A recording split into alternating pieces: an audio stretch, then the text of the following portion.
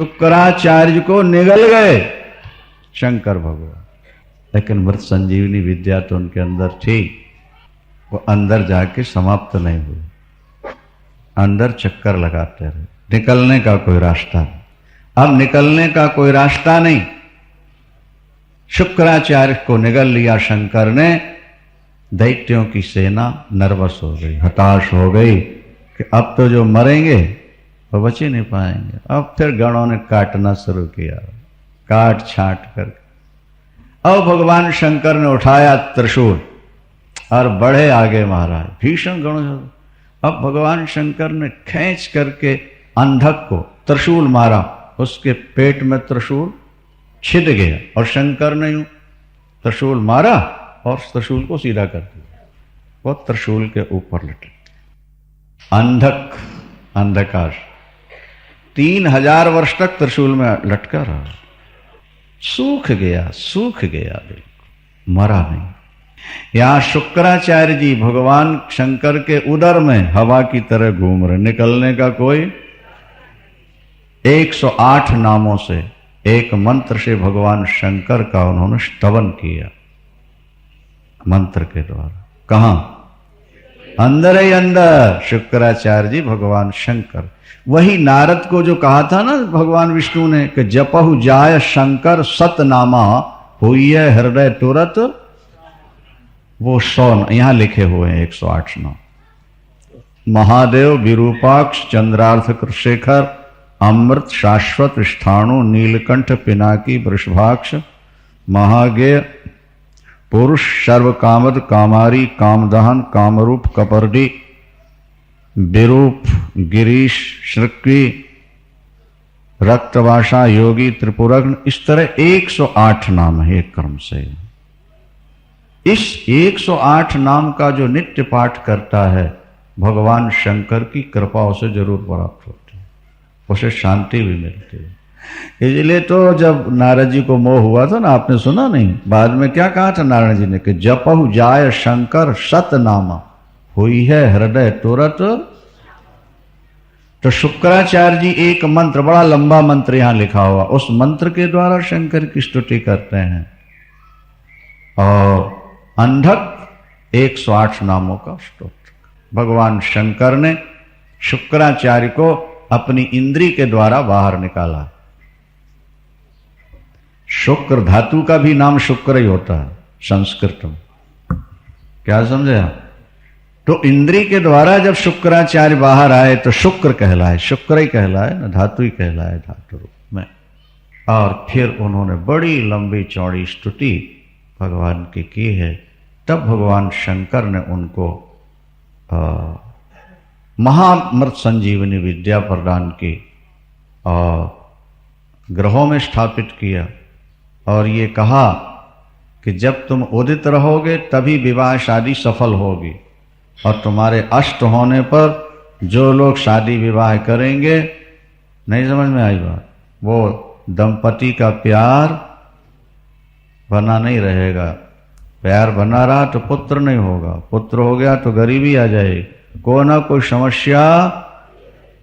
इसलिए जब तारा डूब जाता है तो बेचारे पंडित और बाजे वाले और ये तुम्हारे नहीं वीडियो वाले सब मायूस हो जाते हैं। क्या हुआ? अरे बोले भैया तारा डूबा हुआ है तारा डूब गया, इसलिए शुभ काम डूबे तारा में शुभ काम नहीं करना। ये भगवान शंकर का दिया हुआ शुक्राचार्य को वरदान है। और जो तुम्हारी सन्निधि में शुभ कार्य होंगे उनको मंगल प्राप्त होगा, आनंद प्राप्त होगा। आजकल तो लोग कहते हैं वो लोग बिना देखे करते हैं, वो बिना देखे करते हैं। नहीं नहीं, ऐसी बात नहीं करनी चाहिए। हम जिस धर्म में पैदा हुए हैं उसके जो नियम हैं हमें उनका ही पालन, किसी की नकल नहीं करनी चाहिए। क्या पतिव्रता नारी वेश्या की नकल करती कि उसके यहाँ तो रोज 2-4 आते हैं, उसका क्या बिगड़ गया, हम भी क्यों ना ऐसा कर लें, हमारा क्या बिगड़ेगा? ये कोई तर्क नहीं है। जैसे पतिव्रता नारी वेश्या की नकल नहीं करती, इसी तरह सनातन धर्म में पैदा होने वालों को दूसरे की नकल। स्वधर्मे निधनं श्रेयः, स्वधर्मे निधनं श्रेयः परधर्मो भयावह। अपने धर्म में मर जाना अच्छा है, पर धर्म में सुख भोगना भी भयकारक होता है। हमें परमात्मा ने जिस जगह भेजा है, ध्यान से सुनो बात को, हमें परमात्मा ने जिस धर्म में भेजा है उसके जो नियम हैं हमें उन्हीं का पालन करना चाहिए। दूसरे धर्म, शुक्रोदय जब तारा निकला हो तभी दुकान का मुहूर्त, तभी विवाह का मुहूर्त, तभी मुंडन, तभी चोला, जो भी शुभ काम तुम्हें करना हो तारा के रहते हुए। शुक्राचार्य अंधक फंसा हुआ था 3000 वर्ष और बराबर 108 नामों की माला वो जपता रहा। कौन? अंधक। 3000 वर्ष बाद भगवान शंकर उस पर प्रसन्न हुए, उसको त्रिशूल से नीचे निकाला, उसके शरीर पर हाथ फेर दिया, दिव्यता उसके अंदर आ गई। बोलो अंधक क्या चाहिए? प्रभु भोलेनाथ, अहम पापी, मैं पापी हूं, मैं दुष्ट हूं, मैं कृतघ्न हूं, मेरे द्वारा आपका बड़ा अपमान हुआ। युद्ध के समय नीच, शठ, मूर्ख, पापी बहुत कुछ कहा था ना अंधक ने। और पार्वती अम्बा पर भी मेरी दृष्टि गलत हुई, उसका फल मैंने भोग लिया। 3000 वर्षों तक सूली में टंगा रहा। त्रिशूल में लटके रहने का मतलब सूली पर लटकना है ना। 3000 वर्ष। अब मैं आपका हूं, जैसा भी हूं आपका। अंधकासुर ने जब प्रार्थना की, प्रभु मैं महापापी हूं, मैंने मां को भी ऐसा कहा, आपको भी ऐसा कहा, लेकिन अब आपके सामने जैसा हूं आपके सामने। भगवान ने कहा वर मांगो, क्या चाहिए? क्या चाहिए? बोले प्रभु अपने चरणों की प्रीति, अपने चरणों की प्रीति दो, अपने चरणों में रख लो। और मां मुझे अपना बेटा समझकर मेरे अपराध माफ कर दें। भगवान शंकर दया से भर गए, अंधकासुर को गले से लगा लिया, सिर पर हाथ फेरा और कहा पार्वती प्रिय, ये तुम्हारा बेटा है, भूला भटका आ गया है, इसको अपना मान लो। अम्बा पार्वती ने भी अंधक को गले लगा लिया, सिर पर हाथ रखा, देवता पुष्प वर्षाए, बाजे बजाए। भोले बाबा ने कहा तुम हमारे गण बन करके रहोगे, तुम हमारे गण बन करके रहोगे। वही अंधकासुर भगवान शंकर के दरबार में गण बन करके स्थित हो गया।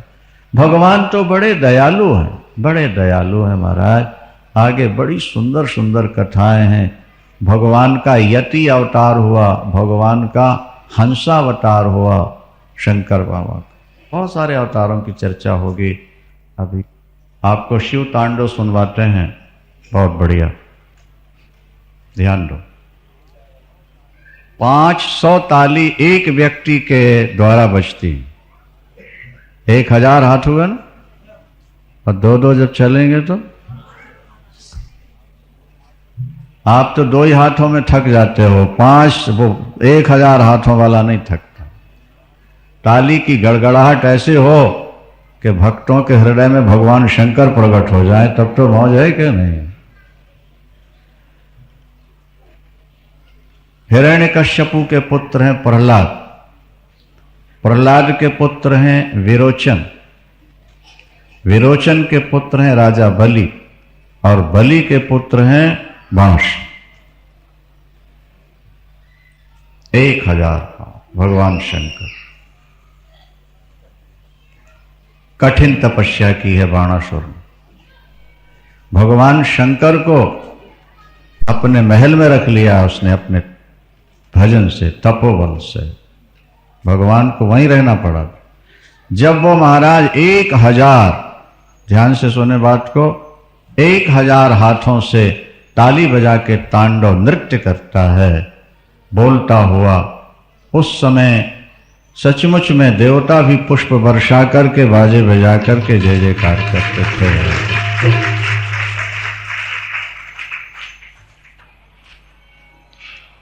अब शिव तांडव आप लोग श्रवण करें। बाणासुर 1000 हाथों के द्वारा 500 तालियों की गड़गड़ाहट से शिव तांडव के द्वारा भगवान शंकर की स्तुति करता है। शास्त्र कहते हैं कि जो व्यक्ति शिव तांडव का नित्य पाठ करेगा पूजन के बाद, उसका घर लक्ष्मी कभी नहीं छोड़े। उसके घर में स्थायी लक्ष्मी रहेगी, उसके घर में वाहन सुख और शांति का निवास रहेगा। यही तो कारण है कि रावण को सोने की लंका मिल गई। बाणासुर भी शिव तांडव के द्वारा भगवान शंकर को प्रसन्न करता है और भगवान शंकर ने कहा वर मांगो, भोलेनाथ हमारे पास रहो, हमारे रक्षक बन करके रहो, बस यही हमारे लिए आपका वर है। भगवान शंकर ने कहा तथास्तु, जाओ दे दिया। भोले बाबा ना तो करना जानते नहीं ना। अब भगवान शंकर सदा साथ रहते थे बाणासुर।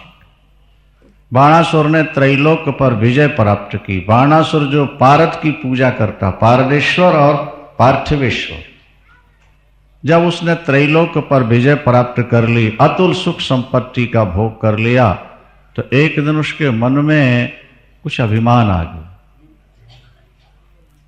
क्या अभिमान आ गया? भगवान शंकर से कहने लगा भोले बाबा आपने ये 1000 भुजाएं मुझको दे दी, नहीं, ये मेरे लिए बोझा बन रही हैं। क्यों? इसलिए कि आज तक इन भुजाओं से भिड़ने वाला कोई मिला ही नहीं। मुझे ये पता ही नहीं लग पा रहा कि मेरे हाथों में शक्ति कितनी है। तो या तो ये भुजाएं ले लो या फिर इन भुजाओं की शक्ति आजमाने के लिए कोई व्यक्ति दे दो, नहीं तो फिर आप ही मेरी भुजाओं की खुजली मिटा दो। बोलो शंकर भगवान की। अरे उन्होंने कहा भाई बात ध्यान से सुनना। उन्होंने कहा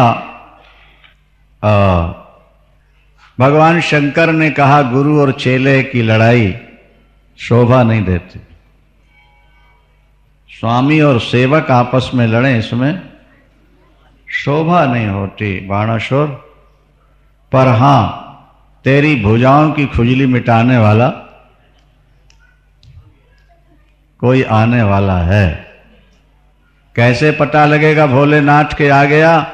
बोले ये तेरा झंडा, तेरा ध्वजा है ना, तेरी ध्वजा जब किसी के बाण से कट के तेरे आंगन में गिर जाए तो समझ लेना लड़ने वाला आ गया। ठीक है भोलेनाथ, मैं प्रतीक्षा करूंगा। बाणासुर की पुत्री का नाम है उषा, क्या? और उसकी सहेली का नाम है चित्रलेखा। बड़ा प्यार आपस। एक दिन उषा रात्रि में सो रही थी, स्वप्न में एक दिव्य पुरुष आया और अधर सुधा का पान करा करके चला गया। उषा की आंख खुली और एकदम विह्वल हो गई, व्याकुल हो गई। वो कौन था जो सपने में आया, जिसका सम्मिलन हुआ? वो कौन था? चित्रलेखा ने देखा कि सहेली परेशान हो रही है, पूछा बहन क्या बात, क्यों इतनी ज्यादा घबराई हो, उदास सी हो, क्या देख रही हो? बोले स्वप्न में एक पुरुष आया था, उसका सौंदर्य कैसा था मैं बता नहीं सकती वाणी से, पर उस पुरुष के बिना मैं जीवित नहीं रह सकती। ठीक है, सहेली का काम है सहेली को सहयोग देना, मित्र का काम है मित्र को। इसीलिए तो बनाए जाते हैं कि आड़े समय में काम आएंगे। धीरज धर्म मित्र अरु नारी आपत्ति काल, तो चित्रलेखा उसको ला दे, नहीं तो मैं मर जाऊंगी। देवियों का पेटेंट शब्द होता है, ये काम हो जाए तो ठीक, नहीं तो बोले कल फिर आप मर ही पाओगे। बोलो शंकर भगवान की। तो चित्रलेखा ने कहा कि उसको ला दे। अरे पहले उसका एड्रेस तो बता, कोई पता बता, कोई शक्ल बता, नाम बता। बोले मुझे कुछ पता नहीं, बस उनको ला दे। अब बताओ, ऐसे पुरुष का खोजना सरल है कि कठिन है? बताओ। हाँ, पर वो चित्रलेखा थी, वीडियो की तरह फिल्म उतारने वाली थी वो। उसका हाथ यूं चलता था महाराज, कंप्यूटर की तरह। चित्र बनाना शुरू किया, बहुत सुंदर बहुत सुंदर। पहले देवताओं का बनाया, जो चित्र बनाए, नहीं नहीं नहीं, लाखों चित्र बना दिए उसने। अंत में भगवान कृष्ण का चित्र, एकदम खुश हो गई। बोले वक्त मिलती जुलती शकल है बहन, बिल्कुल मिलती जुलती। कृष्ण के बाद प्रद्युम्न की शक्ल बनाई। बोले प्रद्युम्न की, बोले और ज्यादा मिलती जुलती है, बस जरा ही सा कहीं अंतर है। जैसे अनिरुद्ध का चित्र बनाया, गले लिपट गई उसके, नाचने लगी। बोले यही था जो रात में आया हुआ था, यही। अब कहाँ है, कैसे है, क्या है चित्रलेखा?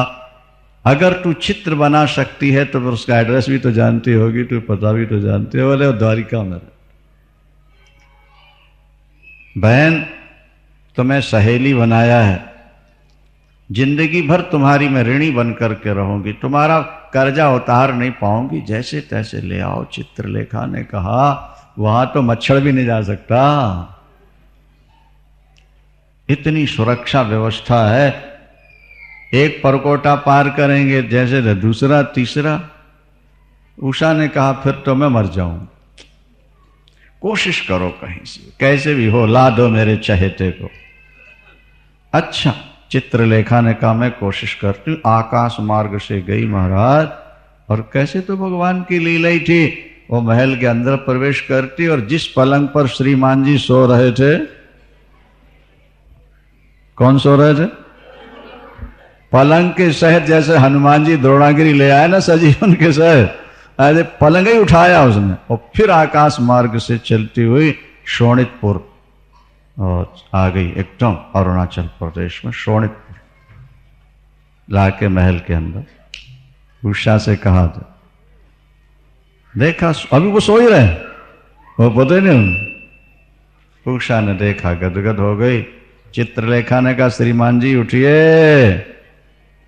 तो एकदम अनिरुद्ध हड़बड़ा के उठे और देखने लगे चारों तरफ, मैं कहाँ आ गया, कौन ले आया?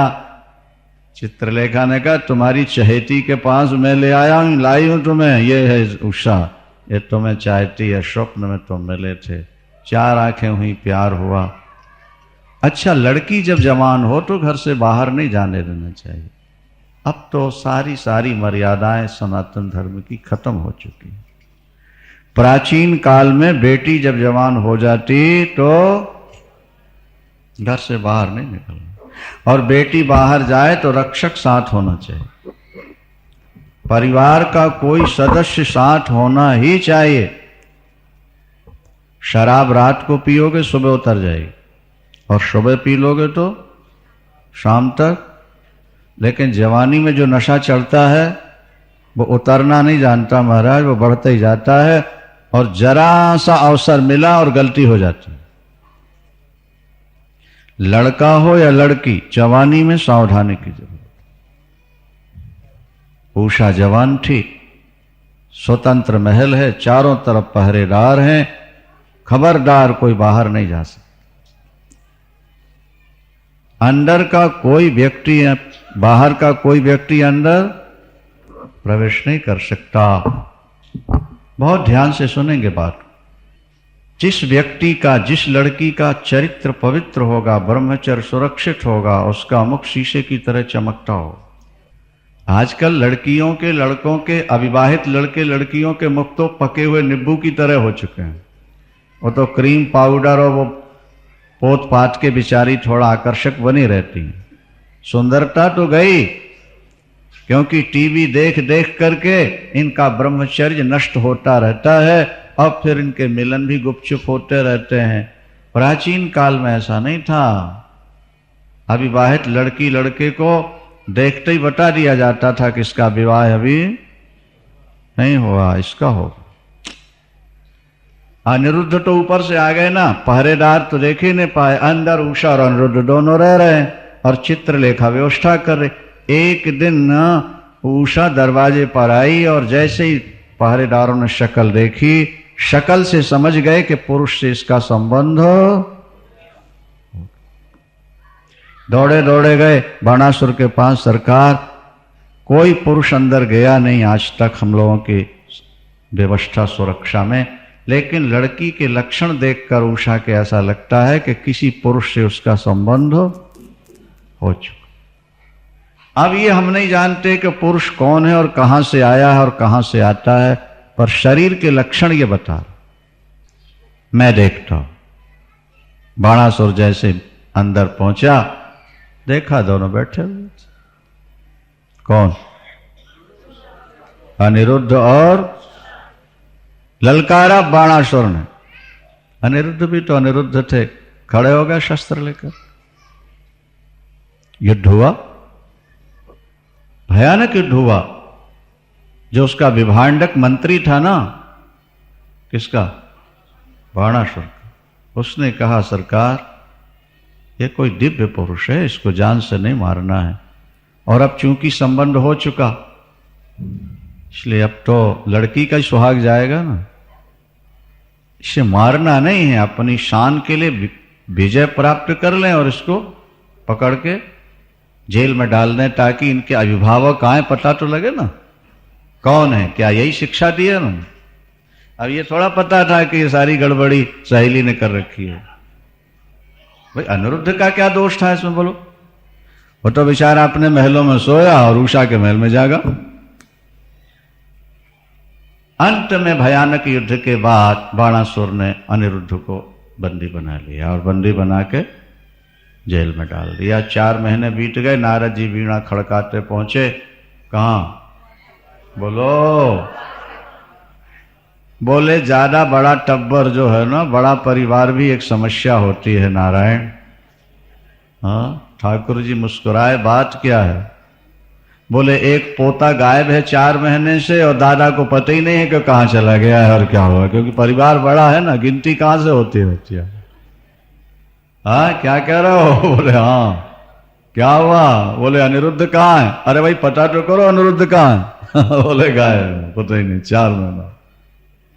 अच्छा बेतार के तार तुम ही तो बताओ फिर देवर्षि जी। नहीं, तुम तो बेतार के तार हो ना भाई। नहीं, बताओ कहाँ है? बोले बाणासुर के यहाँ जेल में पड़ा हो। कैसे पहुंचा के सारी कहानी सुना। भगवान कृष्ण सेना लेकर के द्वारिका से पहुंचे। भगवान ने शंख बजाया, शंख ध्वनि की, और शंख ध्वनि करने के बाद धनुष पर बाण रख के खींच करके मारा। किसको मारा? हाँ, इसीलिए हम पूछते हैं कि आप लोग गायब हो जाते हो कथा में बैठे बैठे। बोलो शंकर भगवान की। बाण जो खींच के मारा वो ध्वजा को, झंडे को, और वो कट करके जैसे ही झंडा गिरा, भगवान शंकर ने कहा आ गया। निकले महाराज। लंबी चौड़ी लड़ाई का वर्णन है, समय काफी हो रहा है। अंत तो गत्वा भगवान शंकर जब लड़ने आए कृष्ण जी से, ये सुनो, तो अब सेवक और स्वामी दोनों एक दूसरे के सेवक, एक दूसरे के स्वामी। लेकिन अरे बाबा अब क्या होगा? बोले क्या करें, आप चेलों के बस में रहते हो, मैं भी अपने चेलों के बस में रहता हूं, भक्तों के वश में, आप भक्तों के वश में, लेकिन हमारी आपकी लड़ाई तो शोभा नहीं देगी। तो भगवान शंकर ने कहा युक्ति हम बता देते हैं। क्या? बोले जृंभणास्त्र मार करके आप हमको मूर्छित कर दो, या जम्हाई जृंभणास्त्र होता ना, उवासी जिसको बोलते हैं जम्हाई है, हमको उसमें फंसा दो और फिर आप लड़ करके छिटाई कर दो। हमारे सामने होते हुए अगर आपने ऐसा किया महादेव की बदनामी होगी, जरा ये भी ध्यान रखना। क्या? भगवान कृष्ण ने जर्मणास्त्र रखा अपने धनुष पर और खींचकर भगवान शंकर पर चला दिया, तो उवासी आई, ऐसी जम्हाई बंद ही नहीं होती, जम्हाई का निर्माण हो गया। उनके जो और गणवण थे उनको भी वैसे ही किया। भगवान शंकर ही ने कहा शिव पुराण के आधार। फिर युद्ध प्रारंभ हुआ और युद्ध होते होते अंत में भगवान कृष्ण ने बाणासुर के सब सैनिकों को मारा और फिर लिया महाराज तलवार। सो बाणासुर की भुजाएं काटनी, जैसे कुल्हाड़े से पेड़ की डालें नहीं छाटी जाती, काटते काटते काटते 1000 भुजाओं में केवल बोलो 4 बची। 4 जब 4 बची तब तक भोले बाबा का वो जृंभणास्त्र का प्रभाव खत्म हो गया, तो सामने आके खड़े हो गए। उन्होंने कहा द्वारिकेश, मैंने इसको अमरता का वरदान दिया हुआ है।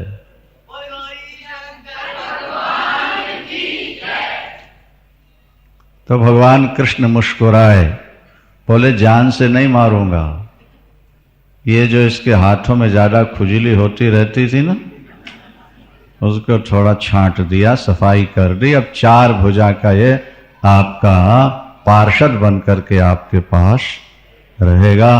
भगवान शंकर ने इशारा किया, बाणासुर, क्या इशारा था? लौट जाओ जल्दी से। चरणों में लौट गया, भगवान कृष्ण की स्तुति की, भोले बाबा को प्रणाम, देवता पुष्प बरसाए, बाजे बजाए, जय जयकार करते हैं। अंत में उषा और अनिरुद्ध को ला करके भगवान कृष्ण के सामने खड़ा कर दिया, बहुत सारा दहेज दिया और दोनों को सब सेना सहित द्वारिका की ओर प्रस्थान। शेष कथा कल श्रवण करेंगे। बोलिए शंकर भगवान। भगवान शंकर का एक भिक्षुवर्या अवतार हुआ। अनेक अवतारों में यह भी एक अवतार भिक्षुवर्य। विदर्भ देश के एक राजा थे सत्यरथ। उनकी पत्नी बड़ी पतिव्रता थी। दोनों में परस्पर बहुत ज्यादा प्यार था और वे दोनों शिव भक्त थे। धर्म पूर्वक पृथ्वी का पालन कर रहे थे। शाल्व देश के राजाओं ने विदर्भ देश के राजा पर चढ़ाई करते। भयानक युद्ध हुआ और महाराज सत्यरथ की मृत्यु हो। उनकी पत्नी गर्भवती थी। पति के वियोग से अत्यंत पीड़ित होकर विलाप करती हुई अपने गर्भस्थ शिशु को बचाने का प्रयास करती है और रातों रात महल से निकलकर जंगलों से भागती हुई एक तालाब के किनारे पेड़ के नीचे जाकर के बैठी। गर्भवती थी। यहाँ भय और वहाँ गर्भ प्रसव का समय समीप था। घबराहट के कारण उसी तालाब के किनारे रानी ने पुत्र को जन्म दे दिया। अकेली थी, कोई अंगरक्षक नहीं, कोई दासी नहीं। पुत्र जन्म देने के बाद ही भयानक प्यास से पीड़ित हुई और कोई साधन नहीं, कोई व्यवस्था नहीं। प्राण बचाने के लिए प्यास पानी पीना है और उस समय कैसा पानी होना चाहिए वो तो परिवार के लोग या डॉक्टर ही समझते हैं, लेकिन प्यास थी भयानक। वो उसी स्थिति में तालाब में सीढ़ियों से नीचे गई जल पीने के लिए, और जब वो जल के अंदर पैर रख के पानी पीने लगी तो ग्राह ने आके पैर पकड़ा और खींच के ले। वहां पिता समाप्त हो गए, यहां मां समाप्त हो गई। अकेला बच्चा भी, उसका नाड़ा भी नहीं छिना था और छटपटा रहा, रो रहा था। उसी समय एक ब्राह्मणी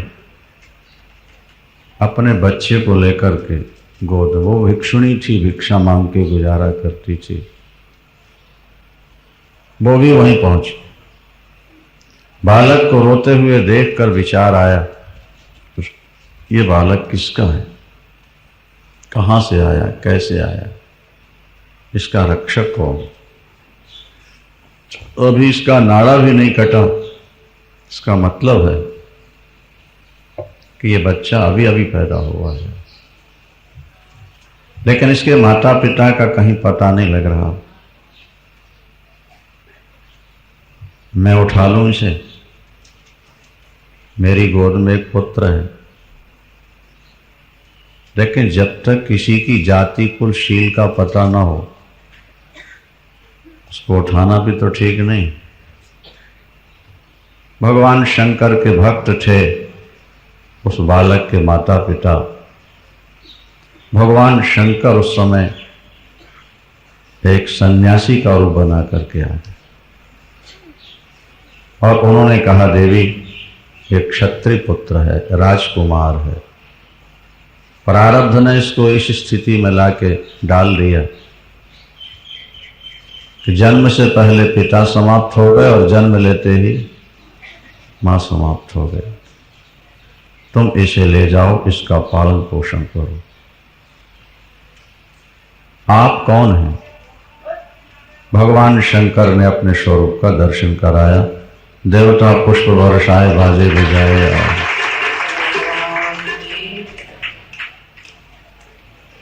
पुत्र कहां से आया, कैसे आया, भगवान शंकर ने सब सुना दिया। उसने पूछा कि आखिर ये राजकुमार इस परिस्थिति में कैसे आया। परिस्थिति का कोई हेतु तो होना चाहिए, कारण। जन्म से पहले पिता की मृत्यु, जन्म से पहले राज्य छिन जाना और जन्म लेते ही मां का समाप्त हो जाना, राजकुमार। तब भगवान शंकर जो सन्यासी के वेश में आए थे, उन्होंने कहा, देवी ये विदर्भ देश के राजा सत्यरथ थे, ये पूर्व जन्म में पांड्य देश के राजा थे, सर्वधर्मों के ज्ञाता थे और सारी पृथ्वी का धर्म पूर्वक ये पालन करते थे। भगवान शंकर की उपासना में इनका मन बहुत लगता था। किनका? सत्यरथ का, पांड्य नरेश, पांड्य देश के राजा। ये शिव भक्त थे। एक बार जब ये पूजन करने बैठे थे, क्या उसी समय शोर मचा बाहर। कोई मार रहे हैं, कोई बचाओ बचाओ चीख रहे हैं। महाराज ने पूजा अधूरी छोड़ी और बाहर निकल आए।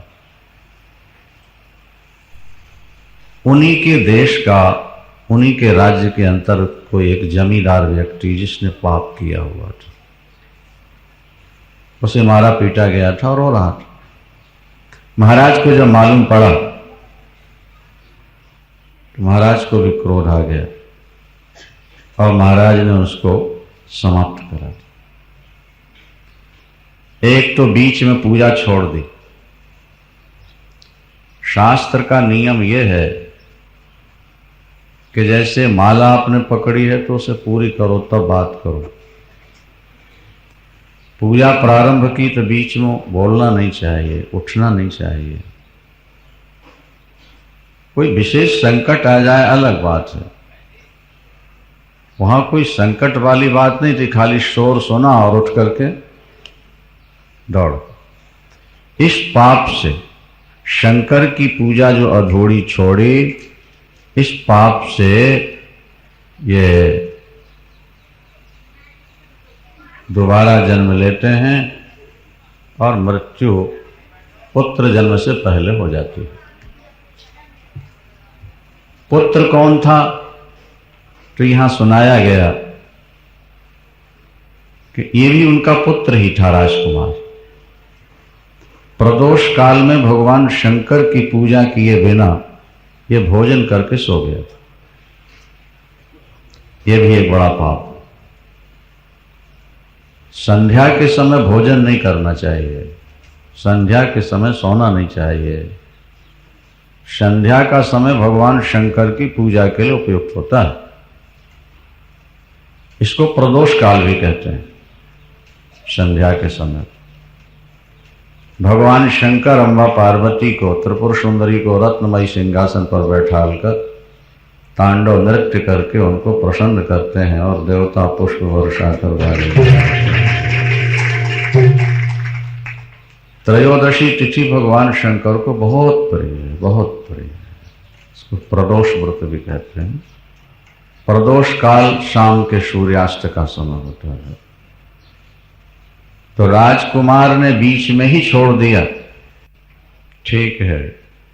पिता अधूरी पूजा छोड़ करके आए, राजा बने और पराजित होकर मारे गए। पुत्र ने प्रदोष काल में भोजन किया और पूजन किए बिना सो गया, इसलिए इस अनाथ स्थिति में आया। लेकिन उनकी मां जो समाप्त हुई, उसका हेतु क्या था? भगवान शंकर ने कहा इसकी सौत थी, इसकी इसने धोखा दे करके जहर पिलवा करके उसको मार दिया। अपनी सौत को मारने के कारण इसको भी ग्राह ने, वही सौत ग्राह बन के, ये जन्म जन्मांतर के संबंध हैं। व्यक्ति जैसे कर्म करेगा उसका वैसे ही फल मिलेगा। यहाँ स्पष्ट लिखा है कि कभी कभी भजन करने वाला व्यक्ति भी दुखी नजर आता है, भजन करने वाला, और पाप करने वाले भी। जो भगवान की आलोचना करते हैं, निंदा करते हैं, रात दिन पाप करते हैं, वो भी सुखी दिखाई देते हैं। और कुछ लोग बड़े सात्विक बहुत भजन करते हैं, दुखी होते हैं। तो यहाँ लिखा है कि इसको पूर्व जन्म का प्रारब्ध मानना चाहिए। भजन करने वाला दुखी नहीं हो सकता, ये सिद्धांत है। अगर भजन करने वाला दुखी हो रहा है तो ये उसके पूर्व जन्म का कोई दुष्कर्म है जो प्रारब्ध में आ चुका है और वो भोग कर ही कटेगा। जो शंकर भक्त है उसके सामने बड़ी विपत्ति दिखाई देगी आने वाली, लेकिन उसके पास आते आते छोटी बन के निकल जाएगी। बोलो शंकर भगवान की। शंकर भक्त पर विपत्ति नहीं आएगी, और अगर आई भी तो बड़ी दिखने वाली विपत्ति भक्त के पास आते आते छोटी बनकर निकल जाएगी। भगवान शंकर अपने भक्त की सदा रक्षा किया करते हैं। भगवान शंकर से तो देवता भी डरते हैं, मौत क्यों नहीं डरेगी? उनका नाम ही महामृत्युंजय है। अंत तो गत्वा महाराज भगवान शंकर जो सन्यासी के वेश में आते, भिक्षुवर्यावतार कहलाता है। इसी तरह सुरेश्वरावतार है। अनेक अवतार भगवान शंकर के, अनेक अवतार। उसी समय महाराज भगवान शंकर ने कहा, देवी तुम बच्चे को ले जाओ और इसने गलती तो की थी, उसका फल मिल गया, आज अनाथ स्थिति में है। राज्य गया, पिता गए और माँ भी चली गई, लेकिन मेरा जो भजन किया पहले जन्म में से, उसका फल तो मिलेगा। तुम दोनों का पालन पोषण करो। कुछ समय के बाद ये राजा हुए। दोनों का यज्ञोपवीत संस्कार कराया ब्राह्मणी ने, दोनों का पालन पोषण किया। एक दिन दोनों नदी में स्नान करने गए तो ब्राह्मण कुमार को असरफियों से बना सोने का भांडा मिल गया, और राजकुमार को गंधर्वराज ने देखा, प्रसन्न हुआ, अपनी कन्या ब्याह दी, और कन्या ब्याह दी और सहयोग दिया। तो राजकुमार ने शत्रुओं पर विजय प्राप्त की और फिर भगवान शंकर की कृपा से सिंहासन पर विराजमान हुए। बहुत समय तक सुख भोगा और अंत में शरीर छोड़कर शिवलोक पधार गए। देवता पुष्प वर्षाए। इसी तरह एक उपमन्यु नाम के परम भक्त हुए हैं भगवान शंकर। क्या नाम? उपमन्यु। उपमन्यु धौम्य के बड़े भाई हैं। वैसे तो जन्म से ये बड़े तपस्वी ज्ञानी थे, विद्वान थे। माता के साथ मामा के घर रहा करते थे। विद्वान तपस्वी होते हुए भी गरीब थे। कोई ना कोई कारण होता है, कोई गरीब मूर्ख होते हैं, धनवान होते हैं, कोई लोग विद्वान होते हैं और गरीब होते हैं। नहीं, कुछ लोग विद्वान होकर गरीब और कुछ लोग मूर्ख होकर धनवान हो जाते। कई धनवानों के या उनके बेटों से जब बात करो तो लगता है भगवान तेरी लीला बड़ी विचित्र है। कुछ भी ज्ञान नहीं और पैसे की गिनती नहीं। कई लोग बड़े बुद्धिमान, कर्मों के खेल हैं भैया। तो एमए पास किए था बेचारा और जूतों में पॉलिश कर रहा था। फर्स्ट क्लास एमए पास करने वाला व्यक्ति एक रिक्शा चला रहा था। उसकी लीला वही जाने। उपमन्यु बड़े विद्वान, बड़े तपस्वी, मामा क्या रहे। एक दिन दूध थोड़ा मिला, रो पड़े, बोले माँ दूध दूध। मामा के बच्चों को ज्यादा मिल गया, इनको थोड़ा कम मिला, बचपना था। माँ ने बहुत समझाया लेकिन दूध चाहिए, छोटे बच्चे। माँ ने जौ को पीस करके पानी में मिलाया, दूध हो गया। ले बेटा दूध पी ले। नहीं माँ ये दूध नहीं है। आखिर पहले पिया ही थोड़ा सा, दूध की जानकारी तो थी। माँ मुझे भुलावे में नहीं डालो, ये दूध नहीं, ये आटा मिला हुआ पानी, मुझे दूध चाहिए दूध। रो पड़े। उपमन्यु को माँ ने गले से लगाया, ये कहते हुए बेटा हम गरीब भिक्षुक हैं, वनवासी हैं, वन में रहते हैं, हमारे पास संपत्ति कहाँ। हर माता पिता अपने बेटे को बहुत बढ़िया से बढ़िया खिलाना पिलाना पहनाना चाहते हैं, लेकिन प्रारब्ध जैसा होगा वैसे ही होगा। माँ मुझे दूध चाहिए। बच्चे, माँ ने कहा बेटा ठीक है, अगर तू दूध चाहता है तो भगवान शंकर की उपासना कर ले। भगवान शंकर ही एक ऐसे देवता हैं भोले भाले जो भजन करने वालों का भंडार भर दिया करते हैं, कोई कमी नहीं रखते। भोग और मोक्ष जिनको दोनों चाहिए वो भगवान शंकर की आराधना जरूर करें। उपमन्यु ने जैसे सुना महाराज, उसी समय माता से आज्ञा लेकर के भगवान शंकर की उपासना करने के लिए वो सीधे हिमालय पर्वत की ओर बढ़ गए। हिमालय पहुंचकर 8 ईंटों का एक मंदिर बनाया।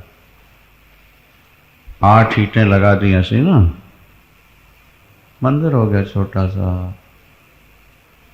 बड़े लोग करोड़ों रुपए के मंदिर बनवाते हैं, गरीब छोटा भी बनवा ले तो भी वही फल होता है। तो कहते हैं राजा हाथी दान करे और गरीब वो दांतरी दान कर दे, बराबर है। हजारों हाथी उसने एक दे दिया तो क्या विशेषता है। लेकिन जिसकी जीविका का साधन ही एक था और वही दान कर दिया, वो तो हाथी दान से भी श्रेष्ठ हो गया। जिनके पास अरबों हैं, अगर वो लाखों लगा के बना देते हैं तो विशेषता नहीं है। गरीब छोटा सा ही बना दे मंदिर तो बड़े मंदिर से बड़ा हो जाता है, क्योंकि भगवान को तो प्रेम प्यारा है, वस्तु प्रिय नहीं। 8 ईंटों का मंदिर बना के मिट्टी के शिवलिंग रख करके नीचे, और उपमन्यु ने आराधना प्रारंभ कर दी। उपमन्यु की आराधना चल रही है क्या? वो पंचाक्षर मंत्र का जप करते हैं और निरंतर भगवान शंकर का ध्यान। पंचाक्षर मंत्र सबसे श्रेष्ठ। पंचाक्षर मंत्र कौन सा है? ओम नहीं, केवल नमः शिवाय। बोलो शंकर भगवान। ओम लगा दोगे तो षडक्षर हो जाएगा, तो 6 अक्षर हो जाएगा। पंचाक्षर ओम जपने से जो फल मिलता है वही केवल नमः शिवाय से मिल जाएगा तुमको। शिव शिव जपो, नमः शिवाय नमः शिवाय नमः शिवाय। कुछ दिन करके देखो, भोले भंडारी तुम्हारा भंडार कैसे भरते हैं, तुम्हें कैसे सुखी बनाते हैं। दूध पूत से भरपूर कर देते हैं भोलेनाथ। श्रद्धा और विश्वास, भोलेनाथ की विशेषता यही है कि ये भक्ति ज्ञान वैराग्य शीघ्र प्रदान करते हैं। ये ज्ञान भक्ति और वैराग्य के मूर्त रूप है। उनका स्वरूप ही भक्ति ज्ञान और वैराग्य से परिपूर्ण है। गंगा की धारा भक्ति है और श्मशान का वास ये वैराग्य है, और निरंतर अपने ही स्वरूप में मस्त रहना ये ज्ञान है। गंगा की धारा क्या? भक्ति। भक्ति अखंड धारा, चिंतन की अखंड धारा ही गंगा की धारा। और श्मशान में जो रह रहा उसे कुछ चाहिए नहीं। एक बार पार्वती जी ने कहा, भोलेनाथ लक्ष्मी जी के लिए कितना बढ़िया स्थान बनवाया नारायण जी ने, और ब्रह्मा जी ने देखो ब्रह्मलोक में पार्वती सरस्वती के लिए कैसा बनवाया। पर हम ही ऐसी हैं कि हमारे पति देव कुछ सुनते ही नहीं, श्मशान में रहते हैं और हमको यहाँ अब आना पड़ता है, क्या कर। और दुनिया कहती है त्रिलोकीनाथ हैं, सबको सब कुछ देते हैं। आप दुनिया को सब कुछ देते हैं और पत्नी बेचारी यूं श्मशान में साथ में रहे, ये शोभा तो नहीं है। हमारे लिए भी तो कुछ बनवा के दीजिए। भगवान शंकर हंसे मुस्कुराए, बोले जो आनंद यहाँ है वो वहाँ नहीं है। बोलो शंकर भगवान की। पार्वती वैराग्य में जो आनंद है वो आनंद और कहीं नहीं हो। लेकिन पार्वती जी तो लक्ष्मी जी का महल देख के आई थी। देवियों को किसी की साड़ी या जेवर दिख जाए जरा एक बार, फिर नहीं तो कौन आ रही है, कैसे प्रिंट की साड़ी पहने हुए है, कितनी कीमत की होगी, जेवर कैसे पहने हुए है, और मेकअप कैसे की हुई है, बाल कैसे कटा रखे हैं, भौएं कैसी कटाई हैं, नहीं पाउडर कैसा, यही देखती रहती हैं। बोलो शंकर भगवान की। ये प्रकृति है, इसको हटाना बड़ा मुश्किल है। इसलिए तो बिल्कुल शांत चुपचाप आ गई बैठे सो अच्छा है, नहीं? और नहीं तो आने जाने वाले। पार्वती जी ने लक्ष्मी को वैकुंठ में देख तो लिया ना एक बार, वो श्रृंगार, वो दिव्य भवन।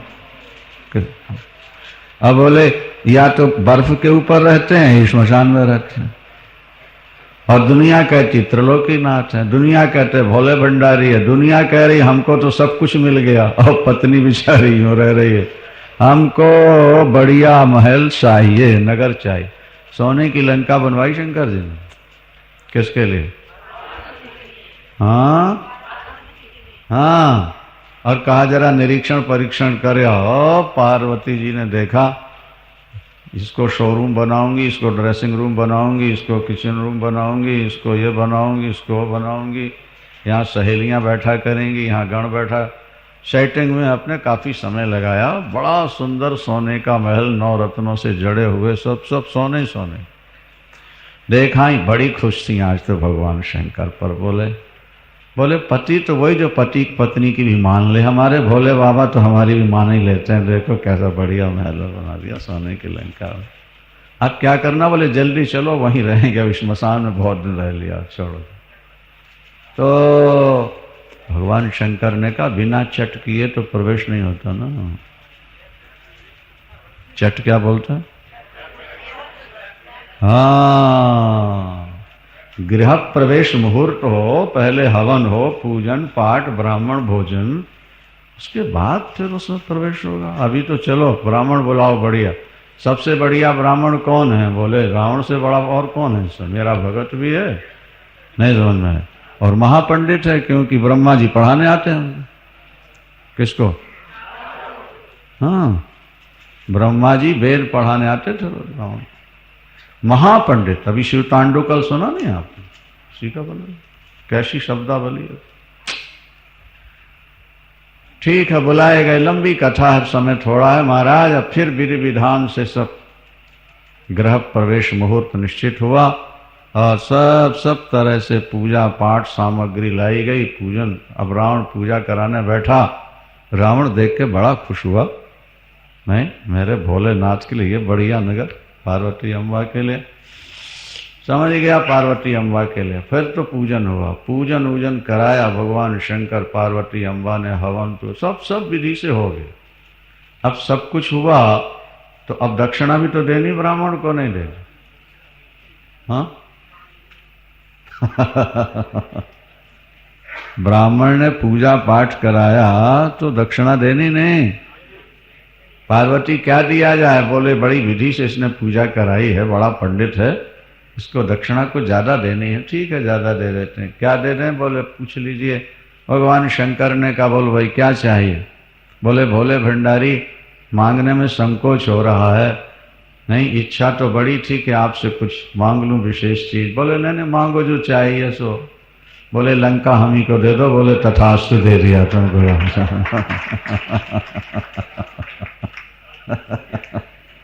क्या? पार्वती का मुंह पीला पड़ गया। पार्वती अम्बा ने कहा बोले ये क्या किया आपने? उन्होंने कहा अपना वही श्मशान और कैलाश बढ़िया है पार्वती, ये तो विलासियों के लिए होता है, अपन को तो एकांत में रह के भजन करना है। वैराग्य के मूर्त रूप भक्ति, वैराग्य और ज्ञान, इसलिए भगवान शंकर के नेत्र ज्यादातर अधोन्मीलित होते हैं। शांभवी मुद्रा कहते हैं शास्त्रों में। जैसे दोज का चांद होता ना, इस तरह आंखों के नीचे की सफेदी थोड़ी सी दिखती हो, आंखें पूरी बंद नहीं और खुली नहीं। खुली रहेंगी तो दृश्य दिखेंगे और बंद होंगे तो नींद आ जाएगी। शांभवी मुद्रा इसको कहते हैं। भगवान शंकर सदा उसी रूप में स्थित रहते हैं। भक्ति, ज्ञान और वैराग्य के मूर्त रूप भोले बाबा अपने पास कुछ नहीं रखते, पर शरण में आने वाले व्यक्ति के लिए कुछ कमी भी नहीं रखते हैं शंकर भगवान।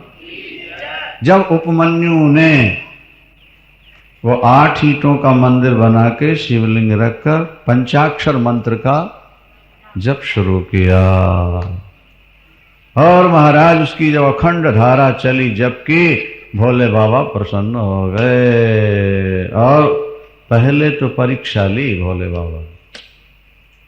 क्या परीक्षा ली? इंद्र बन करके आ गए, नंदी को बना दिया ऐरावत हाथी, स्वयं बन गए इंद्र, पार्वती को बना दिया इंद्राणी और त्रिशूल को बना दिया वज्र, और आ करके